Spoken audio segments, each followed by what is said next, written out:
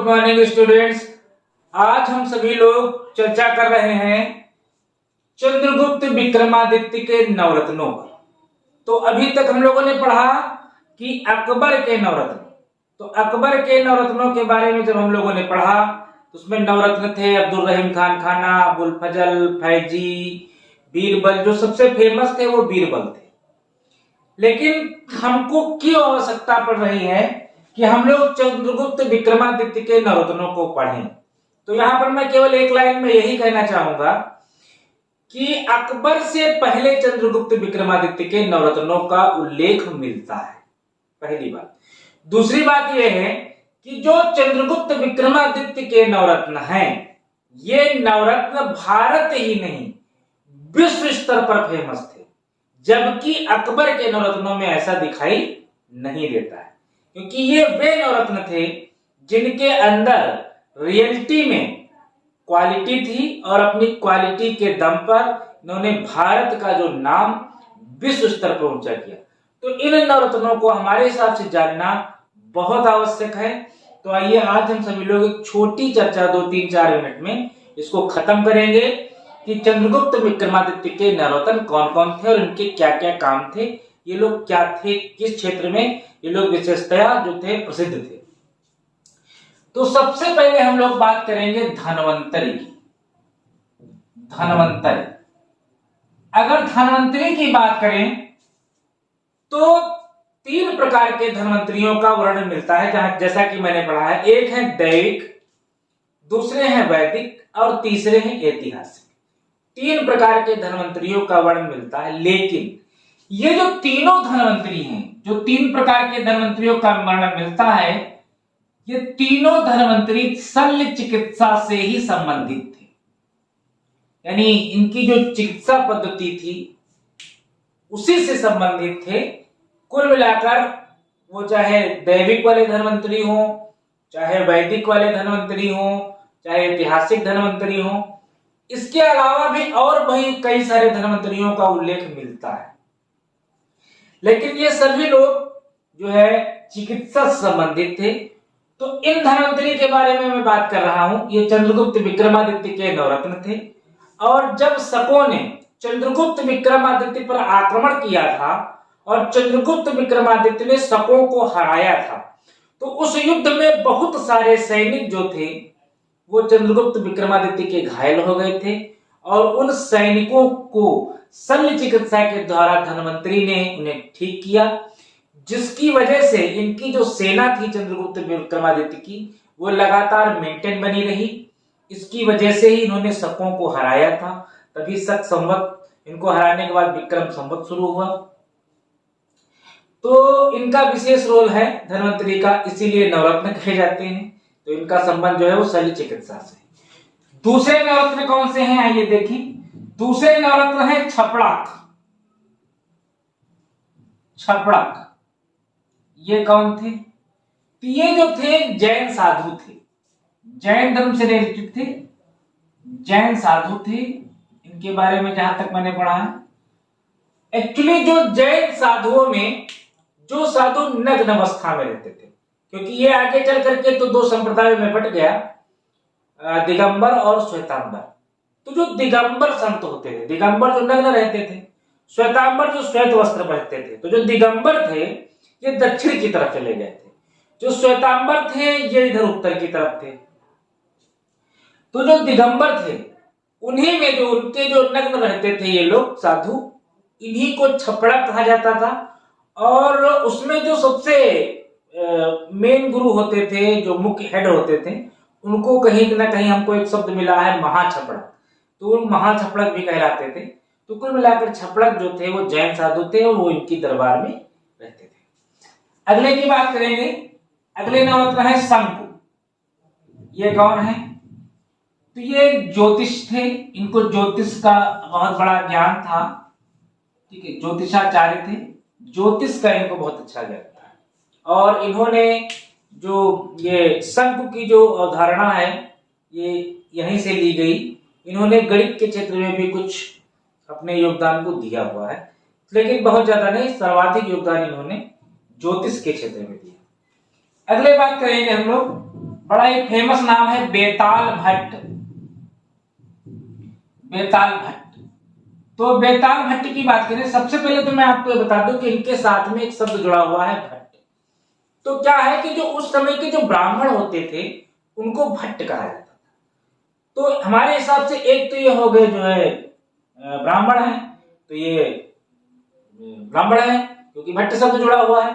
आज भी देखिए कहते हैं भट्टाचार्य के अनुसार या भट्ट जी, उत्तराखंड में आप चले जाइए तो वहां आपको भट्ट लोग मिलेंगे, आज भी मिलते हैं है वहां पर। तो ये धर्माचार्य थे, धर्माचार्य इनको कहा गया, ये धर्माचार्य थे। और इनकी कहानियां मिलती हैं कि जो है विक्रम बेताल की कहानियां पर एपिसोड बनते हैं, बहुत सारी कहानियां की किताबें हैं, नीति सार संबंधित हैं। तो इनके बारे में ये कहा गया है कि इन्होंने, बेताल भट्ट ने एक अग्नि बेताल को अपने जो है बस में कर लिया था।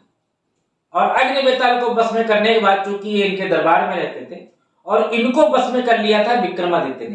तो विक्रमादित्य जो थे वो इनके माध्यम से बहुत सारे जो असुर होते थे, राक्षस होते थे, जो शनिचर होते थे, उनका ये उन पर विजय प्राप्त कर लिया था इन्होंने इनके माध्यम से। तो इनका और विक्रमादित्य का गहरा संबंध है और इनकी बहुत सारी कहानियां वगैरह जो कुछ है फेमस है, काफी फेमस है। अगले नवरत्न है जिन पर हम लोग फोकस करना है वो है घटकरपा। ये कौन है घटकरपर, कौन है? तो ये जो घटकरपर है ये कवि थे, ये कवि थे। कहा जाता है कि इन्होंने एक रचना लिखी थी यमक। ये कालिदास के संपर्क में आ गए थे तो उन्हीं के साथ में रहते थे। रचना लिखी इन्होंने यमक और उस रचना में इन्होंने चुनौती दी थी, उसके दो भाग हुए थे। उस रचना में इन्होंने चुनौती दी थी कि जो इस रचना में जो बातें कही गई हैं उनको अगर कोई व्यक्ति काट देगा तो मैं उसके घर घड़ा जो होता है, घड़े के टुकड़े से उसके घर पानी भरूंगा। तो उस समय कोई ऐसा विद्वान नहीं मिला जिन्होंने घटकरपर की जो इन्होंने बातें लिखी थी उसको काट सके। कुल मिलाकर उस समय की ऐसी स्थिति रही होगी। चलिए 6 नंबर पे देखते हैं। 6 नंबर पे है आपके वररुचि। ये कौन थे? वररुचि कौन थे? तो भैया ये थे आपके व्याकरण। ये जो व्याकरण की रचना हुई है वो इन्होंने ही की है। जो हम लोग व्याकरण पढ़ते हैं, ग्रामर, हिंदी के जो व्याकरण पढ़ते हैं हम लोग, हिंदी की बात हो रही, इंग्लिश की नहीं, हिंदी में जो व्याकरण पढ़ते हैं वो इन्होंने लिखी थी, वररुचि। हम लोग पढ़ते हैं उसमें व्याकरण में संज्ञा, सर्वनाम, विशेषण, विशेष, क्रिया, एक वचन, बहुवचन, दो वचन, ये जितना जो कुछ भी है व्याकरण आपका वो इन्होंने इनकी रचना की। तो समझिए इनकी व्याकरण तो आज भी पढ़ाई जाती है, विश्व स्तर पे क्यों नहीं फेमस होंगे, ऐसा क्या है। अगला है आपके अमर सिंह, बहुत ही फेमस नाम।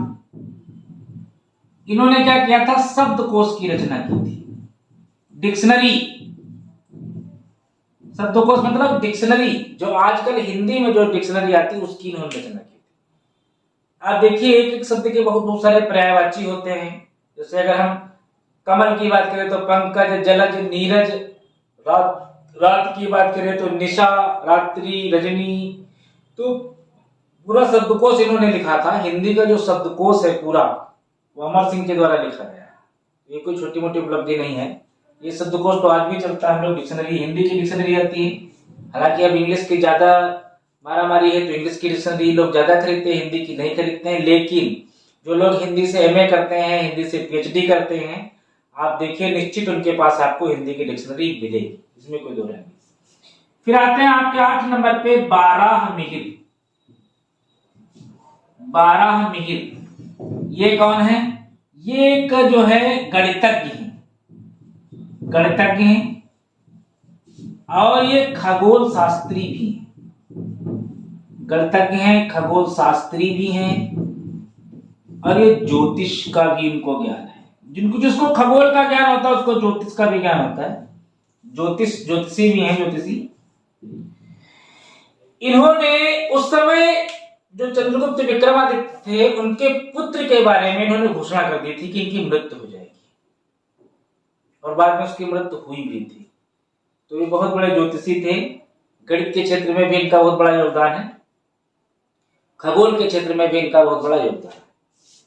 अंतिम नंबर पे आते हैं, अंतिम नंबर पे आपके आ गए कालिदास।